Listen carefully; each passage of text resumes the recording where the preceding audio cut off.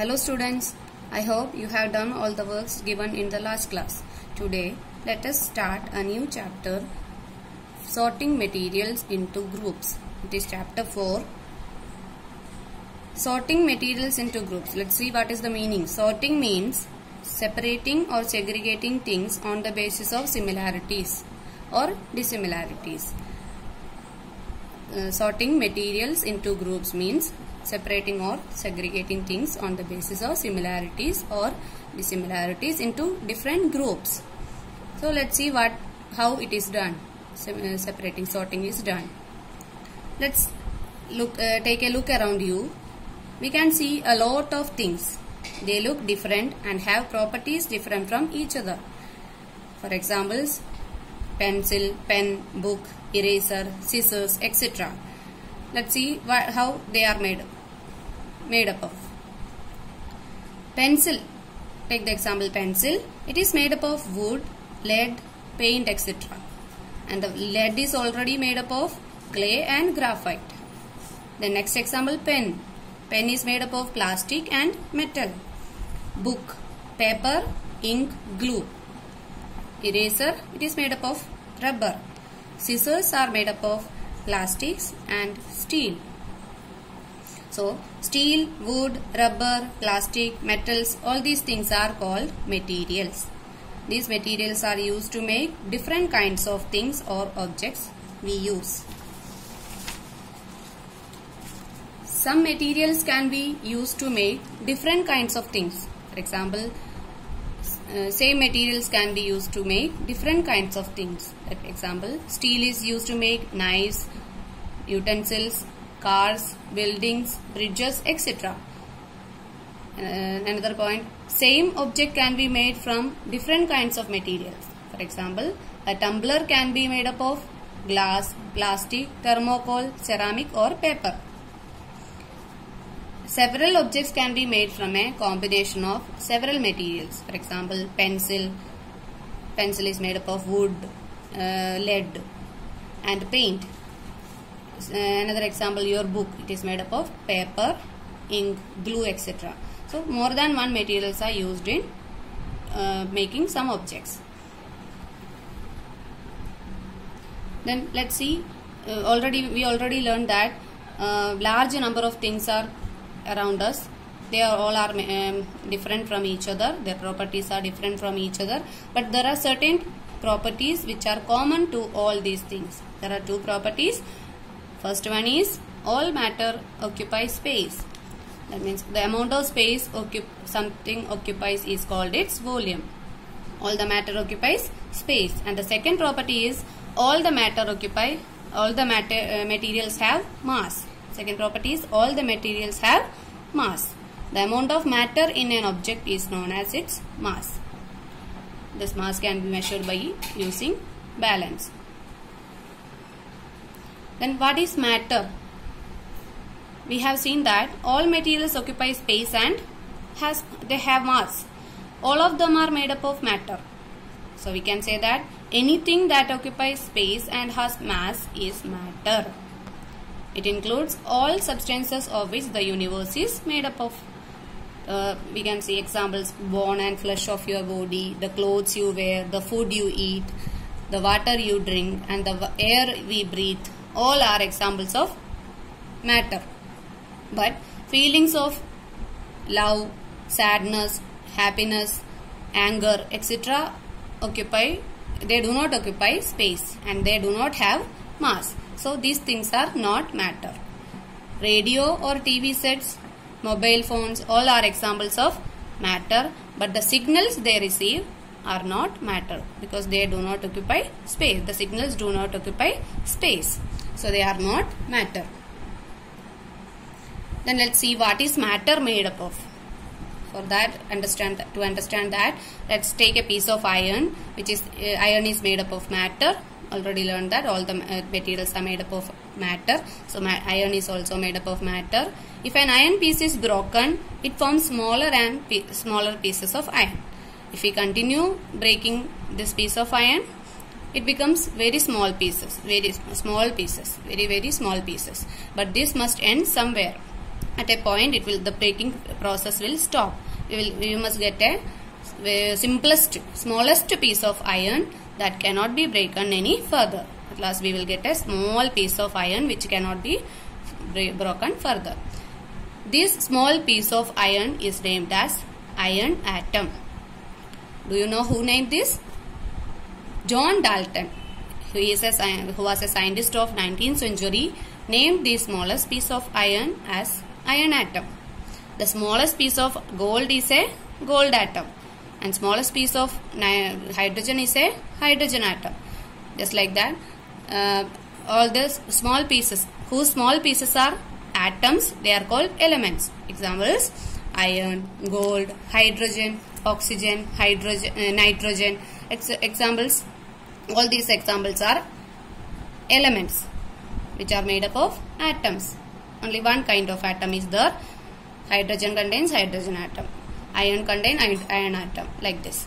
So all these are called elements. But if we consider the case of water, there are two different kinds of atoms. Hydrogen and oxygen. You know the formula H2O? I think you know. In that we can see hydrogen and oxygen. Two atoms of hydrogen and one atom of oxygen. So this is a molecule of water. We can't say water atom. We can say it as a molecule. It is a molecule of water. Molecule of water. So these type of substances are called compounds. This type of more than one in which more than one elements are called elements are there. They are called compounds. So we learned that there are two types of matter, elements and compounds. Elements are made up of atoms and the compounds are made up of molecules. Now let's see some examples of compounds and the elements which are used to make that compound. Water is a compound which is made up of hydrogen and oxygen. Common salt is a compound which is made up of sodium and chlorine. Sugar is a compound which is made up of carbon, hydrogen, oxygen, etc. Carbon, hydrogen and oxygen. Sand is a compound which is made up of silicon and oxygen. Urea, carbon, nitrogen, oxygen, hydrogen. Washing soda, sodium, carbon and oxygen. So these are some compounds and the elements. There are about 118 elements in the known to us in the universe. 94 of these occur naturally on the earth. The others have been made by scientists in the laboratories. Out of these 118, 94 naturally occurring elements are there and the others are made by scientists in laboratories. Some common elements are hydrogen, oxygen, chlorine, zinc, helium, sodium, silicon, silver, carbon, gold, sulfur, magnesium, phosphorus, nitrogen, aluminium and mercury. All these are examples of elements. Now we already know that atoms join together to make molecules. Millions of different kinds of molecules can be made from these 118 different kinds of atoms. For example, let's see alphabets. There are 26 alphabets in English. So by using these 26 alphabets, we can make thousands of words. Just like that, out of these 118 elements, we can make millions of compounds. Some compounds are salt, sugar, etc., water, etc. All these have different properties. They are made up of molecules. All these have different properties. So sugar is sweet and salt is salty. The difference in molecules is the reason for that difference. Then another interesting fact is that after combining compounds, after forming compounds, the constituent elements lose their properties. For example, water is made up of hydrogen and oxygen. Hydrogen is a gas, oxygen is another gas. They combine to form a liquid, water, which is a liquid. So their properties are lost. Another example, common salt, which is made up of sodium and chlorine. Both are poisonous substances. They combine to form edible thing called salt, which we can eat. We eat every day. The compound which we eat every day. Now let's move to the important topic of the chapter, classification. Take a look around yourself. You can see there are thousands and thousands of things around you. Some of these things may be living, some of them may be non-living. We can classify these things around us into living and non-living. And we can classify them as into different shapes. You can see different things with different shape, different size and different colors. They may be made of same or different materials. Some of them are made by some material and the others are made up of different materials. There are even certain things that exist but cannot see. There are things which we cannot see with our eyes. Example, air, microscopic germs. They exist but we cannot see them. Then we can group all these things together according to some certain properties. So grouping together things with similar properties is called classification. Now living things and non-living things are there. Living things are further classified into subgroups such as plants and animals. Plants are again classified into herbs, shrubs and trees according to the size.